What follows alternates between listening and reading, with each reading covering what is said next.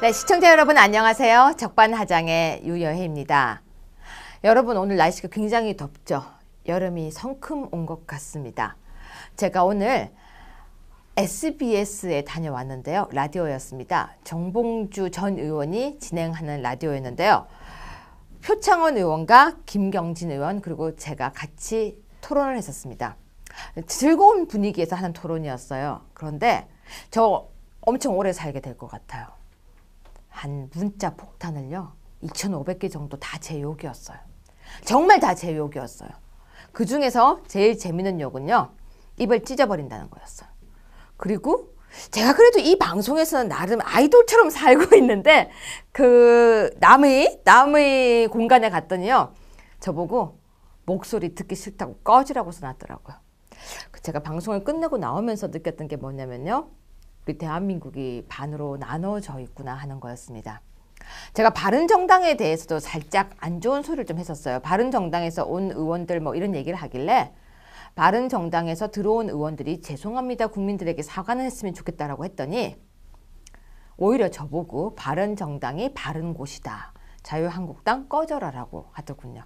어떤 분들은 유여해 괜찮은 사람인 줄 알았는데 자유당 간 거 보니까 거지다 뭐 이런 말까지. 요즘은요 매일매일 듣는 욕에 그냥 깜짝깜짝 놀랍니다. 아무튼 근데 그러면서도 느낀 게 많습니다. 아직도 많은 국민들이 나누어져서 싸우고 있구나. 어제는 방송에 댓글 달린 분이 어떤 분이 저한테 뭐 아주 입에도 담지 못할 욕을 써놓으셨더라고요. 여성분이. 그래서 제가 댓글을 썼죠. 여성 같은데 좀 고운 말 좀 쓰시라고. 그랬더니요 여자 왜 고운 말 써야 되냐고 또 댓글을 달았더라고요. 근데 요즘은 사실 댓글 봐도 화 안 납니다. 그냥 씁쓸합니다. 왜냐면 저로 인해서 많은 사람들이 입이 더러워지는 것 같아서 죄송합니다. 죄송하다라는 사과 드리겠습니다. 여러분, 제가 이 방송을 하면서 요즘 굉장히 많이 배우고 있습니다. 똑같은 사안을 다르게 바라보는 그 시각, 그리고 그 눈, 매일 나오고 있는 뉴스가 뉴스를 만드는 곳에 따라 내용이 조금씩 바뀔 수 있다는 거. 그래서 자꾸 욕심을 부리게 됩니다. 제가 아까 작가 스님한테 어제의 뉴스 한번 만들어 볼까요? 어제 나왔던 뉴스 중에서 잘못된 걸 짚어주는 어제의 뉴스. 그랬더니 우리 작가 선생님이 어제라는 말 때문에 아니래요. 근데 뭔가 뉴스 뒤집기, 뉴스 콕 집어주기, 뭔가 이런 말을 만들어서 나와 있는 뉴스들 중에서 제가 차근차근 틀린 걸 한번 짚어보고 싶다는 생각은 자꾸 듭니다. 욕심이 자꾸 생겨나네요. 답답한가 봅니다. 어제 전원책 변호사님께서 저한테 이런 얘기를 하더라고요. 밥을 먹어도 밥이 안 넘어가고 잠을 자도 잠이 오지 않고 속은 답답하고 심장은 벌렁벌렁하고 술도 취하지 않는다라고. 조금 전에 제가 정규재 주필님과 통화를 했었는데요. 정주필님이 저한테 제가 이렇게 전화를 했어요. 주필님 주변에 너무 이상해요. 분위기가 빨갛게 물들고 있어요 라고 했더니 이제 그렇게 보여. 그게 이제 보여. 이러시더라고요.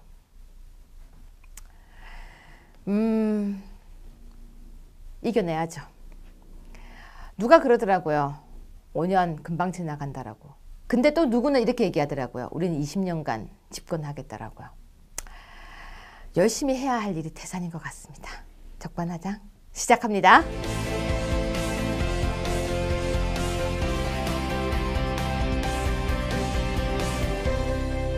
네, 오늘은요. 이런저런 두런두런 이야기를 해보려고 하는데요. 어떻게 보면 야당 당당 맛보기라고 하시면 됩니다. 제가 국민당당으로 하려고 했더니 댓글에서요. 이런 말이 있었습니다. 국민의 당이냐. 그래서 진짜 안 되겠다. 그래서 여러분의 댓글이 저를 참 많이 움직입니다. 칭찬은 고래도 춤추게 하지만요. 여러분의 댓글은 유여해를 걸어나가게 해줍니다. 자, 오늘은 야당당당 바로 이렇게 소신없이 바로 이름을 바꾸는 야당당당 맛보기 편이라고 제가 왜 이야기를 했냐면요. 두런두런 이야기를 한번 짚어보려고 합니다. 그냥 우리 주변의 이야기들. 제가 다음 주에 준비하고 있는 방송 중에 하나 주제가 뭐냐면요. 문재인 대통령의 공약 체크, 팩트 체크거든요. 지금 준비를 거의 한 70% 했는데요. 재밌습니다. 오늘은 두런두런 이야기를 김정기 위원장님과 해보겠습니다. 안녕하세요. 안녕하세요. 위원장님 굉장히 인생이 다양하더라고요. 네, 좀 멋있게 살았습니다. 제가 이분이 누군지를 사실 파악을 잘 못하고 그냥 감각적으로 좋은 분 같아서 계속 방송을 하고 있는데요. 혹시 보케브러리 33,000이라는 책 기억하세요? 거로 영어로 알려져 있죠. 아니에요. 우린 바퀴벌레 3... 아, 그랬습니까? 우리 거로 몰라요. 아, 우리는 거로 기억 못하고요. 그거 가지고 공부했었어요? 책 알죠? 보케브러리 그 책 지으신 분이래요. 그 책 지으신 분이래요. 우리는 바퀴벌레 33,000이라고 했었는데요. 네. 우리 작가 선생님도 들어오시는데 작가 선생님 혹시 보케브러리 33,000이라는 책 아세요? 예. 거로 영어. 그 책 지으신 분이세요. 거로 영어죠. 거로 영어 저자. 흔들지 마세요. 그 저자도 소용없습니다. 제가 지난주에 검찰을 좀 흔들었죠. 이제 농담해도 소용없어요. 지금 의자 흔들지 마세요. 네. 알겠습니다. 똑바로 앉으셔야 됩니다. 정말 조심하겠습니다. 그 책을 지으신 분이시라고 해서 제가 깜짝 놀랐습니다. 뿐만이 아니고요. 인생에서 힘든 시간, 고난의 시간을 그렇게 겪고 오시다가 정말 좋은 순간도 많았고요. 그러다가 아주 힘든 시간을 또 한 6년 보내셨더라고요. 다 비우고 다시 채우고 있는 과정인데 들어볼 이야기가 너무 많은 것 같습니다. 다음 주, 다다음 주에서 계속 저희가 보수 아카데미를 준비하고 있죠. 네. 보수란 무엇인가를 준비해 주실 거라고 하셨죠. 그렇습니다. 하실 일이 굉장히 많으십니다. 예, 불러만 주십시오. 네, 그래서 오늘은요 그냥 간단하게 이런저런 이야기를 해보려고 합니다. 위원장님, 이제 우리 시청자 여러분을 위해서 해주실 일이 굉장히 많은데요. 네. 오늘 주제는 제가 그냥 지나가시는데 붙들고 왔어요. 그래서 지금 제가 긴장되시죠? 긴장을 하고 있습니다. 긴장되시니까 의자를 더 많이 흔드는 것 같아요. 네. 네, 흔들지 마시고요. 정말 지금 우리 작가 선생님이 지금 질문을 막 하고 있어요. 위원장님도 제가 지금 질문이 들어오고 있는데요. 위원장님도 80년대 대학을 다니신 세대인데 맞으신가요? 네, 저는 미국에서 다녔는데 5.18 때는 사실 주요 대학 현장에 있었습니다. 그래요? 그렇습니다. 근데 그 당시에 많이 부르던 운동권 가요 기억나는 거 있으시죠? 그렇죠. 예. 지금 가장 문제되고 있는? 임을 위한 행진곡. 부르실 줄 아세요? 사실은 좀 저하고 좀 안 맞아서 전시 상황에서나 부르는 그런 노래가 돼서 사실 좀 역시 제가 암기력이 뛰어난데 자동 암기가 잘 안 되더라고요. 이런 멘트 좋아요. 그런데 안 맞는 이유가 뭐예요? 전시 체제에서나 나올 수 있는 상당히 선동적이고. 이 노래 북한에서 금지곡인 거 아세요? 모르셨죠? 북한에서요. 이번에 태영호 공사죠. 이번에 온 분. 네. 그죠? 그분이 북한에서 이 노래가 금지곡이라고 그랬대요. 네. 너무 세서. 너무 강해서. 사실 제가 네. 이 중국 베이징 대학 연구 교수를 할 때 네. 우리 조선족 교수들 한 10명하고 사실 일주일에 한 번씩 미팅을 했던 네. 그래서 토론도 많이 했는데 그중에 한 분이 중국 공산당 중앙 당교 교수예요. 네. 근데 이분이 이제 술 먹고 노래방 가면 임을 위한 행진곡 류하고 비슷한 그런 노래를 막 부르고 했던 기억이 나요. 그래요? 네. 상당히 그 당시에 제가 좀 뭐라고 할까 본능적으로 좀 이 반감을 느꼈다고 할까요? 뭐 콘텐츠를 떠나서 그냥 분위기로. 제가 되게 싫어하는 노래가 하나 있거든요. 제가 싫어하는 노래가 있어요. 혹시 그 노래 아세요? 전우의 시체를 넘고 넘어. 예, 그 노래 알죠. 저는 그 노래가 너무 슬퍼서 싫어해요. 네, 맞습니다. 가만히 생각해보면 그 노래가 전우의 시체를 넘고 넘어 이런 노래잖아요. 네. 그러니까 그 노래의 무슨 다른 그 뜻이 아니라 저는 그 노래가 너무 슬퍼서 생각해보면은 너무 슬퍼서 그 노래를 싫어하는데 임을 위한 행진곡도 가사를 보면요. 정말 어떻게 보면은 뭐 사랑도 명예도 이름도 남김없이 한평생 나가자던 뜨거운 맹세 동지는 간데 없고 깃발만 나부껴 이렇게 되는데 이게 누구 결혼식에 사용이 됐었대요. 네, 그런데 이 부분을 다루고자 하는 게 아니고요. 이 노래가 지금 어쨌거나 의무적으로 다 같이 부르자 재창을 해야 한다라고 지금 주장을 하고 있어요. 네. 그 이번에 재창을 하자라고 했고 예. 우리 당의 정우택 원내대표는 이번에 안 불렀어요. 예. 입을 꽉 다물고 있었어요. 네. 근데 재창을 모두가 다 하자는 부분에 대해서는 어떻게 생각하십니까? 그러니까 그냥 모두 다 같이 부르자. 저는 절충형으로 합창이 맞다고 생각을 합니다. 네. 사실은 뭐 이 강권을 할 수는 없는 구조잖아요. 네. 이 사람에 따라서 생각이 서로 다른데 네. 무조건 재창을 해라 하는 것은 지나친 강요라고 보는 거죠. 합창이 맞다고 봅니다. 그렇죠. 이제 이 부분은 5.18 부분은 우리가 모두가 다 마음 아파해야 되고 네. 또 역사적으로 이 부분은 많이 정리가 되었다라고 하지만 노래 부분을 갑자기 재창, 갑자기 이렇게 재창 이렇게 한 부분인데요. 네. 제가 오늘 원래 SBS의 정봉주가 진행하고 있는 정봉주 뭐라고 하는 프로를 갔다 왔어요. 네. 그 프로의 멤버가 표창원 더민주당 의원, 김경진 국민의당 의원, 그리고 저 이렇게 갔다 왔어요. 근데 다들 그 얘기를 하는 거예요. 올 것이 왔다. 재창하는 게 맞다. 네. 근데 제가 뭐라고 했냐면은 그러면 여야한테 그래도 같이 하자라고 이야기를 좀 하고 해야지 대통령이 그렇게 갑자기 확 재창입니다 하면 되느냐. 사실 네.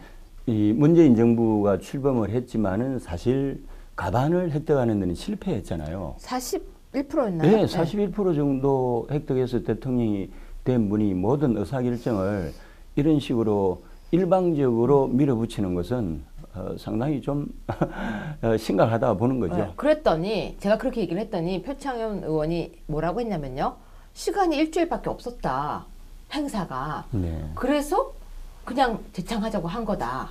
이렇게 표현을 또 하더라고요. 아니 1980년대 대표적인 역사적인 이런 사건을 놓고 네. 이 국민적인 컨센서스가 형성이 안 된 상태에서 단지 의사결정 주체로서 네. 대통령이라는 이름으로 이런 중요한 건을 일방적으로 결정해서 밀어붙이는 것은 옳지 않다고 생각합니다. 근데 우리가요. 이제 위원장님은 생각하실 때 큰 정부가 좋나요? 작은 정부가 좋나요?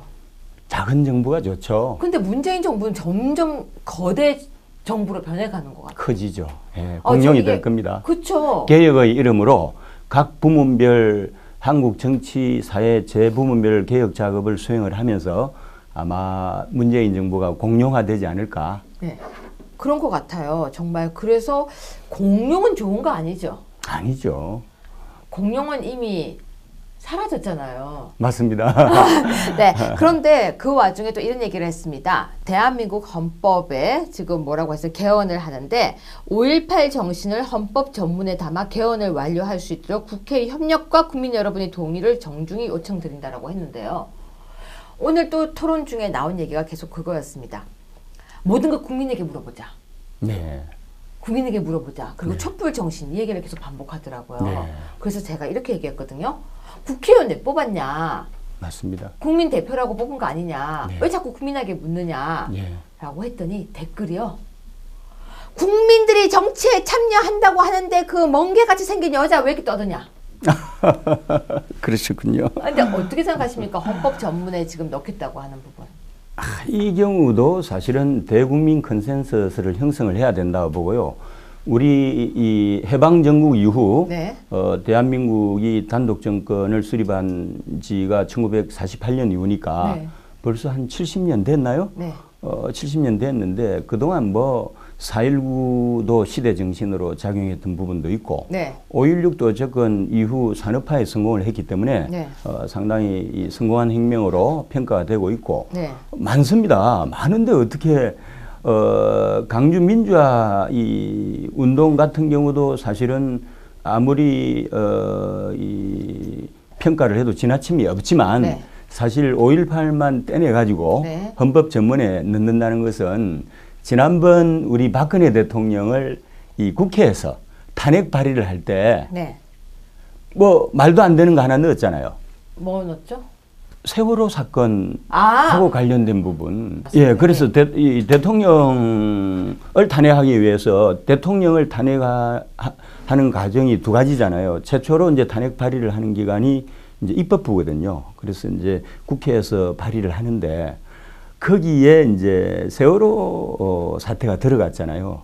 해외 언론 기사 내용들을 쭉 분석을 해보면은 정말 이거는 코미디다. 왜냐하면 이런 식으로 넣기 시작하면은 나중에 망가지거든요. 그래서 5.18 정신도 일정 부분 상당히 그 개성해야 될 이 정신이기도 하지만 그리고 그 당시 이 참여 주체들에 대한 억울한 부분들이 상당히 많은 것도 사실이지만은 이것을 헌법 전문에 넣는다는 것은 전 세계적으로 다시 한 번 더 코미디를 생산하는 것일 뿐입니다.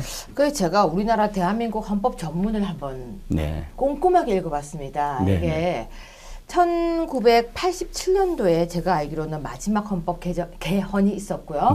지금 30년 만에 개헌 준비를 하고 있는데 이 헌법 전문을 바라보면은 헌법 전문 읽어본 기억 나세요? 저는 미국에서 저 법을 전공을 했습니다만은 뭐 한국 헌법은 읽어본 지가 좀 오래되긴 했습니다만은 대강은 알죠. 한번 말씀해 주시죠. 저 솔직히 헌법 전문이 기억이 잘 안 났어요. 1조부터 공부를 했지 헌법 전문을 꼼꼼하게 본 기억이 안 나는 거예요. 이번에 제대로 봤습니다. 우리 헌법 전문은요. 이렇게 시작합니다. 유구한 역사와 전통에 빛나는 우리 대한민국 3.1 운동으로 건립된 그러니까 우리 대한국민은 3.1 운동으로 건립된 대한민국 임시정부의 법통과 불의에 항거한 4.19 민주 이념을 계승하고 조국의 민주개혁과 평화적 통일의 사명에 입각하여 정의, 인도와 동포애로서 민족의 단결을 공고히 하고 모든 사회적 폐습과 불의를 타파하며 자율과 조화를 바탕으로 자유민주주의적 기본 질서를 더욱 확고히 하여 정치, 경제, 사회, 문화의 모든 영역에 있어서 각인의 기회를 균등히 하고 능력을 최고도로 발휘하게 하며 자유와 권리에 따르는 책임과 의무를 완수하게 하여 안으로는 국민 생활의 균등한 향상을 기하고 밖으로는 항구적인 세계 평화와 인류 공영에 이바지함으로써 우리들과 우리들의 자손의 안정과 자유와 행복을 영원히 확보할 것을 다짐하면서 1948년 7월 12일에 제정되고 제8차 걸쳐서 개정된 헌법을 이제 국회의 의결을 거쳐 국민투표에 의하여 개정한다. 이렇게 긴 줄 모르셨죠? 미국 헌법 전문에 비해서는 상당히 기네요. 저도 너무 놀랐어요. 이렇게 긴 줄 몰랐어요. 그리고 또 하나는 이렇게 글이 이상하게 써준 줄 몰랐어요. 법학자시니까 또. 아니 끊음이 없어요.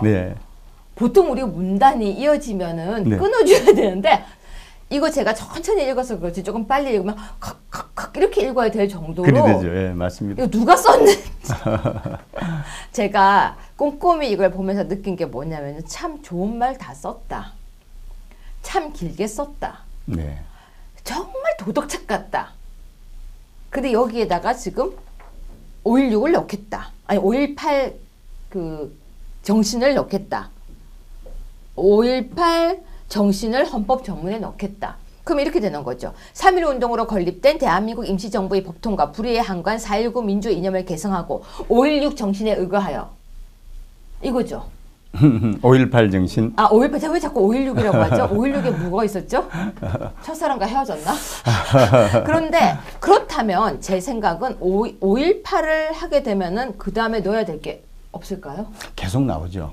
아니죠. 그전에도 많을 것 같은데요. 그렇죠. 또 이전 것도 플러스 되기도 하지만 앞으로도 계속 나오다 보면은 헌법 전문이 쓰레기가 되는 거죠. 세월호 정신도 넣을 것 같은데요. 지금 현재 분위기로 봐서는 세월호 정신도 넣게 되고 그 다음에 또 있죠. 그렇게 되면은 이제 모든 내용 중요한 거는 다 헌법에 넣자고 하지 않겠습니까? 그렇죠. 헌법 전문이 사실은 금방 말씀하신 대로 이 중문도 아니고 복문도 아니고 단문이잖아요. 길지만. 그럼 이 앞으로 계속 이렇게 넣다 보면 이제 누더기 만리장성이 되는 거죠. 저는 이런 표현을 썼어요. 쓸데없는 바구니 하나 갖다 놓고 온갖 과일이라는 이름으로 다 갖다 집어넣는데 과일이 아니라 이러다가 이상한 거 다 집어넣게 생겼다고. 맞습니다. 깔끔 명료해야 되는데 대한민국 헌법을 왜 이렇게 헌법은요. 미국에서 헌법은 뭐라고 부르죠? 영어로? U.S. Constitution이라고 합니다. 독일어는 그룬트자츠예요. 독일어는 딱 편안한 말이에요. 기본이다. 그러니까 모든 법의 기본이 헌법이거든요. 맞습니다. 그런데 이 헌법을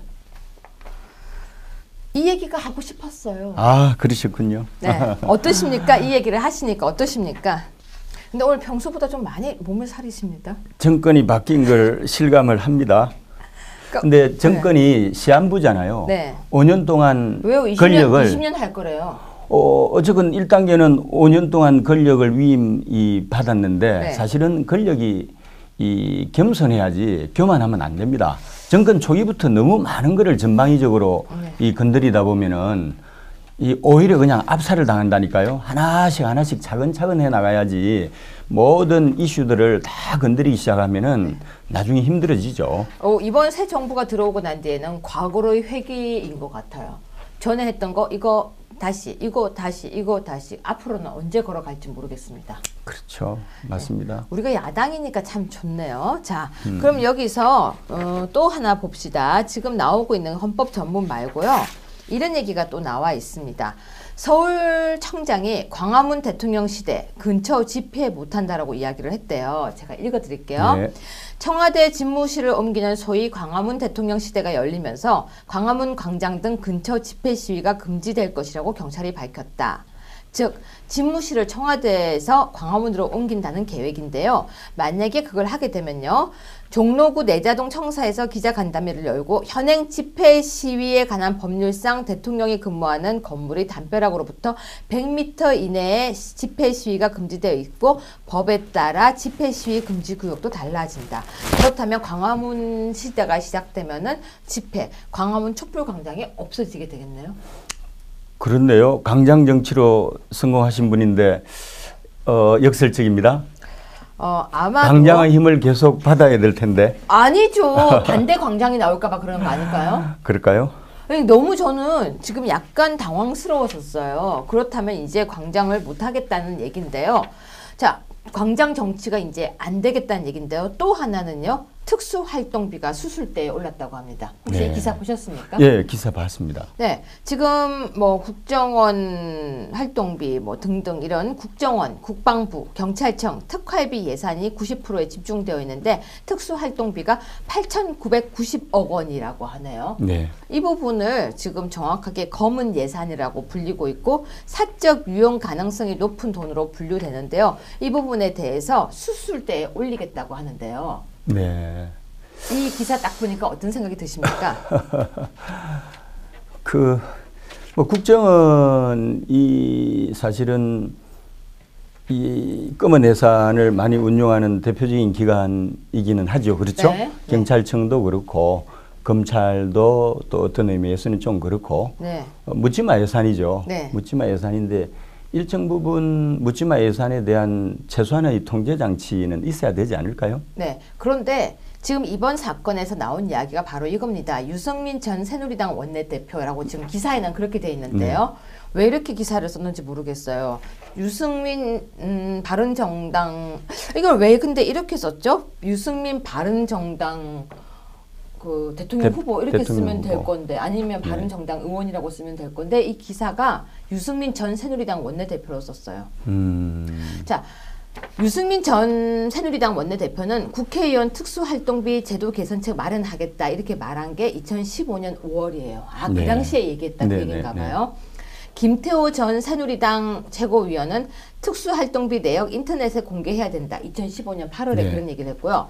이종걸 전 더불어민주당 원내대표는 국회 특수활동비 투명성 제고, 정부 특활비도 전면 심사 강화 2015년 5월에 네, 얘기했어요. 네, 네.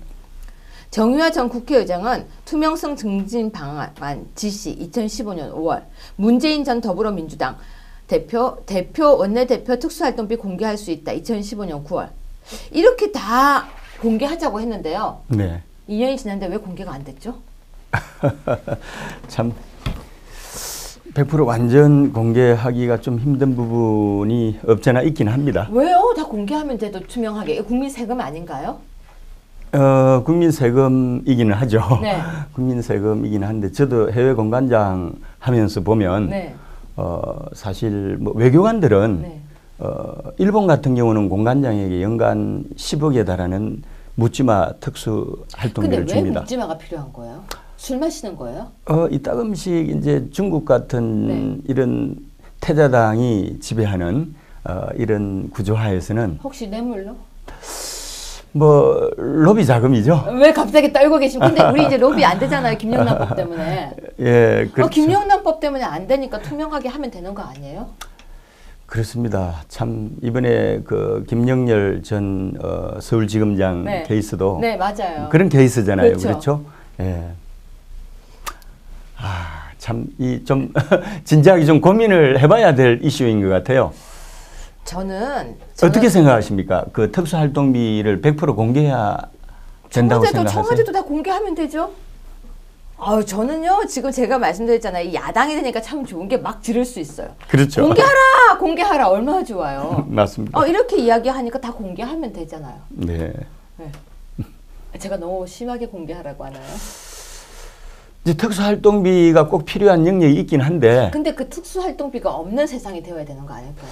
이제 정보기관 같은 경우는 그 특수성이 있어서 네. 좀 인정을 해줘야 될 것 같고요. 그거는 저도 인정. 네, 군도 남북 대치 상황이니까 네. 좀 인정을 해줘야 되는데 검찰에 왜 특수활동비를 줘야 하는지 경찰도 마찬가지고 네. 검경 같은 경우는 굳이 특수활동비에 해당되는 그 묻지마 예산을 편성하는 것이 과연 옳은 것인지 만일에 줘야 되는 상황이라고 한다면 네. 공개를 해야 된다고 생각하고요. 국정원 같은 경우는 조금 예외로 해야 되지 않을까. 네. 국방부하고요. 그렇게 네. 생각합니다. 분리해서 네, 적용했으면 그래서 좋겠습니다. 저는 특수활동비가 수술대에 올랐다라고 기사가 나와 있는데 이왕 올린 거 2015년처럼 올리기만 하고 다시 집에 가지 말고 네. 수술대에서 수술을 했으면 좋겠습니다. 자, 지금 보면요. 계속해서 나오고 있는 이야기들이 기사들이 계속 하나하나씩 올라오는 걸 보면요. 저는 비판을 할 수 있는, 비난이 아니라 비판을 할 수 있는 거리가 굉장히 많은데요. 그 중에서 이런 부분은 어떻게 생각하십니까? 5.18 행사장에서 이번에 문재인 대통령이 벌떡 일어나서 멀리까지 뛰어가서 뭐 사람을 끌어안아줬다. 또 이렇게 많은 사람들 속으로 군중으로 간다. 이런 기사들이 있는데 어떻게 생각하십니까? 문 대통령이 상당히 이 높은 단계에서 네. 세련되게 하는 거죠. 저는요. 참 불쌍하다는 생각이 들어요. 제 뉘앙스 아시죠? 아니 그러니까 정확하게 뉘앙스 하지 말고 정확하게 해야 돼요. 조금 시니컬하게 말씀드린 겁니다. 아니 시니컬이 안 통한다니까 되게 세련되게 좋게 들렸다니까요. 그렇습니까? 예. 이전에 이제 비서실장으로서 이 풍부한 경험을 가지고 있다 보니까 사실 준비된 대통령 같은 그런 느낌을 주면서 네. 동시다발적으로 사실은 많은 이벤트를 연출하고 있지 않습니까? 그렇죠. 그래서 저는 이런 경우도 그 순수성 내지는 그 진정성에 대한 재고를 해봐야 된다고 생각합니다. 아니 국가 원수는요. 네. 한마디만 말씀드릴게요. 이 대통령을 실은 이 차량은 이동 중에 스탑을 하면 안 됩니다. 왜 그런지 아세요? 왜 그래요? 5초 이상을 스탑을 하게 되면요. 경호실장의 목이 날아갑니다. 왜 그런지 아세요? 5초를 스탑을 했을 때는 유사시에 차량에서 저격 대상이 될 수도 있기 때문이거든요. 중간중간 불쑥불쑥 이렇게 자꾸 사람 속으로 들어가는데 경호실 어떻게 해요? 경호실. 그 경호실 땀을 쫙쫙 흘리는 거 아니에요? 그럼요. 경호실장 내지는 이 경호관들을 상당히 당혹스럽게 하는 그런 상황입니다. 근데 영부인께서도 적금 뭐 인접 근거리 경호하지 마라 뭐 이렇게 하고 안으로 들어가서 아이도 안고 들어가서 하는데 저는 정말 걱정이 되는 거예요. 대통령은요. 네. 군 통수권자잖아요. 그러니까요. 어떤 형태로든 이 겹겹으로 보호를 해야 되는 그런 대상이거든요. 그런데 본인이 대중 속으로 들어가는 것까지는 좋지만 사실 뭐 그런 가정에서 저격이라도 당하게 된다면은 이 대한민국이 완전히 그 케이아스라고 그러죠. 그렇죠. 엄청난 혼란 속으로 빠지게 될 텐데 그건 누가 책임집니까? 제가 여담 하나 할까요? 여담 좋아요. 예, 제가 주 상하이 대한민국 총영사를 할 때 샹하이 엑스포 정부 대표를 했어요. 네. 그 당시 이명박 대통령이 이제 샹하이를 방문하시고 중국 국가 간에 이제 오프닝 날 때 네. 방문을 했습니다. 그때 대한민국의 청와대 정부 인사들 VIP들 총출동해서 갔는데 네. 여담입니다. 네. 대통령이 중국간을 갔다가 중국간 관람을 못한 거 아세요? 왜요? 왜 그런가 하면은 오프닝 날 때 중국 샹하이 시민들이 그렇게 많이 몰릴 줄 모르고 중국간 앞이 인산인해가 돼버린 거예요. 차량이 앞으로 더 이상 갈 수 없는 섬이 돼버린 거예요. 아, 그래서 안 간 거예요? 그래서 5초 정도가 딱 지난 상황에서 그 당시 그 유익 주중대사가 대통령 실장을 한 적이 있잖아요. 그래서 긴급 조치를 취해가지고 대통령에게 직보를 했습니다. 아니, 혹시 MB 시절 얘기 아니에요? MB 시절 이야기입니다. 저 그거 알아요. 아세요? 저 그 얘기 알아요. 우리끼리만 비밀인 줄 알았는데 잘 아시네요. 그 자리에 같이 쓴 사람한테 들었어요. 그래가지고요. 그때 유익 전 대사가 현장에서 의사결정을 신속하고 빠르게 했는데 예. 그때 당시에 경호실장도 머뭇거리고 있었고요. 예. 그런데 5초가 넘어가게 되면 경호실장은 무조건 목이 날아가는데 예. 유 대사가 위기 상황을 극복을 했고요. 우리 돌아왔습니다. 알아요. 왜 그런지 아세요? 예. 직전에 북한의 대표단이 관람을 하고 있었어요. 그러면은 북한 대표단하고 같이 온 북한의 저격수가 주변에 있을 수도 있잖아요. 그렇죠. 그래서 저격 일보 직전에서 위기 상황에서 구했던 그런 경험이 있는데 대통령 차량은 어떤 형태로든 5초 이상 스탑이 되는 사태가 발생해서는 안 됩니다. 그 이야기를 해주신 분도 저한테 이거 아무한테도 얘기하지 마 하면서 얘기를 해줬었어요.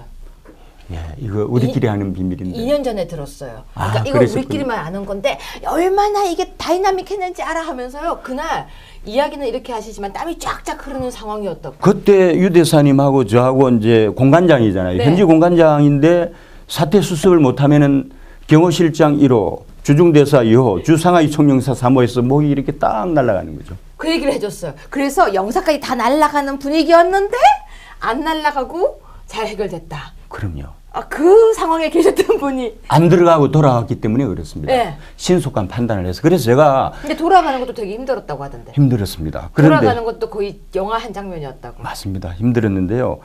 문재인 대통령께서 국민 속으로 들어가는 행보는 좋을 수도 있지만은 아니 대통령이 해야 할 일들이 얼마나 많은지 아세요? 그리고 남북 대치 상황인데 유사시 상황이라는 게 알 수가 없잖아요. 그래서 방금 말씀이 그렇습니다. 지금 합창이냐 재창이냐도 되게 중요한 문제일 수 있겠지만 사실요. 정부가 출범해서 해야 할 일이 굉장히 많습니다. 법안도 통과시키는 거에 어쨌거나 법안도 만들어서 예산도 따야 되고 그렇잖아요. 그렇죠. 그리고 공약 걸었던 것도 실천을 해야 되고. 맞습니다. 나라가 지금 대통령의 공석이었기 때문에 그 부분도 메꿔야 되고 외교 부분, 사드 부분, 그리고 중국과의 관계, 미국과의 관계, 북한과의 관계 할 일이 해산인데 아니 미중 관계는 지금 완전히 출애에 일종의 덫에 네. 우리나라 대통령이 걸려 있는 형국이에요. 아니 쉽지 그런데 않습니다. 왜 풀기가. 자꾸 합창, 재창 그렇죠. 거기다가 자꾸 국민 속으로 이렇게 하고 있는지 모르겠습니다. 거기에 요즘 달걀 얼마인지 아세요? 아, 뭐 이런 질문을 죄송합니다. 하나 그렇죠. 네. AI가 있어서 달걀 값이 올랐다는 거는 기억나세요? 네, 그거는 알고 예, 있습니다. 그래서요 계란 값이 올랐었어요. 근데 요즘 사실 AI 있어요, 없어요? AI, 말 없잖아요. 예, 못 들어봤습니다. 계란 값은 안 최근에는. 내려와요. 그대로요?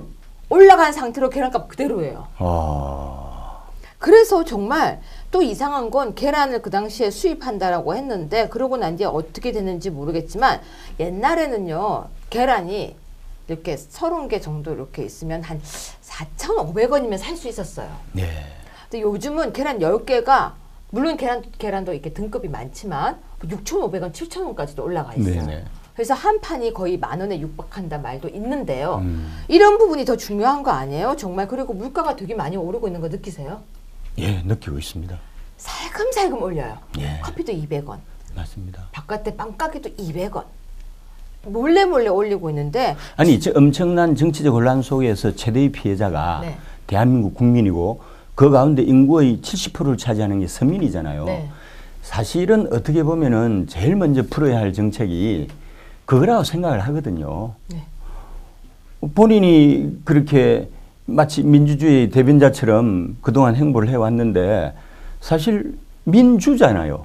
우리나라 인구의 70%가 서민인데 서민 공약을 최우선 순위에 놓고 실천을 하고 또 대외적으로는 미중의 덫에 지금 걸려있는 이 형국을 어떻게 풀 것인가를 지혜롭게 생각하는 시간을 가져야지 이 너무 전선을 전방위적으로 마이너 메이저 이슈를 다 섞어가지고 확대를 해버리면은 본인이 나중에 메모리 돼가지고 전장터에서 5년 동안 헤매다가 끝나버린다니까요. 그런데 이거 또 어떤 다른 사람들은 이렇게 얘기하고 있습니다. TV만 틀면 너무 행복하다. 대통령 부부 보는 느낌 너무 좋다. 그림 나온다. 민정수석 그리고 비서실장 얼굴 보는 즐거움. 대통령 얼굴 나올 때마다 행복하다. 공정거래위원장까지죠? 아, 또 있어요. 예. 오늘 누구였지? 아까 검사장이었는데 누가 아까 이영렬. 예, 아니요, 윤석열. 윤석열 중앙지검장. 중앙지검장이 아까 잠깐 나왔는데 네. 중앙지검장이 지금 임명되었다고 하는데요. 네. 중앙지검장 자리가 얼마나 중요한지 아세요? 검찰청 해체하라고 했잖아요. 저보고. 사실은 검찰 권력의 중요한 일부가 특수부인데요. 네. 옛날에 이제 대검 이제 특수부 기능을 중앙지검에 이관했잖아요. 네. 그래서 중앙지검장이 되게 센 자리입니다. 많이 높은가요? 지검장 중에서는 고검장급이죠. 근데 그럼 뭐예요? 검사장급에서는. 민정수석이 검찰 정리한다고 했는데. 그러니까요. 좀 좋다 말았네요, 그분도. 제가 어제 조국 교수님한테 문자를 넣었어요. 제가. 네. 씹혔어요. 어떻게 씹히신 거예요? 답 안 하더라고요. 안 하던가요? 네.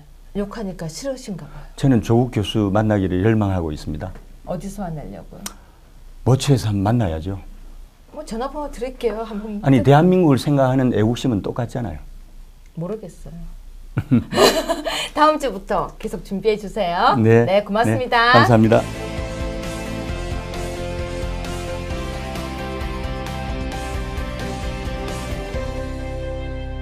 네, 2017년 5월 19일 금요일입니다. 내일은 토요일이네요. 여러분, 제가 요즘 가장 힘을 내는 댓글은 기다렸습니다. 적반하장 그 내용입니다. 근데 제일 웃는 댓글은요. 유여해 너 하는 꼬라지가 적반하장이다. 그 댓글입니다. 그런데요. 정말 행복합니다. 욕을 해주러 우리 방송을 열심히 보고 계시니까요. 근데 가끔 이런 댓글이 있어요. 패널 말 좀 하게 해라. 앵커 너무 떠들지 말아라. 근데 제가 말을 많이 하는 이유 중에 하나가 위험한 말일 때 제가 끊기도 하고요. 또 끌어내야 될 말이 안 나올 때 하기도 합니다. 불만스러우시겠죠. 근데 저는 앵커라기보다는 이 자리에 앵커 반, 패널 반이에요. 제가 역할 1인 2역인 거죠. 왔다 갔다. 이쁘게 보면 뭐든지 이뻐 보이고 밉게 보면 뭐든지 밉게 보인다라고 이야기하죠. 박수 좀 쳐주세요. 노력이 가상하다라고. 우리 지금 PD요. 감기 걸렸는지 쾌쾌쾌 옆에서 지금 난리가 났습니다. 우리 굉장히 열심히 만들고 있는데요. 더 열심히 만들 겁니다. 여러분 다음 주는 어쩌면 스튜디오에서 못 찍을 수도 있어요. 공사하기 때문이죠. 어디서든지 찍겠습니다. 주말 잘 보내세요.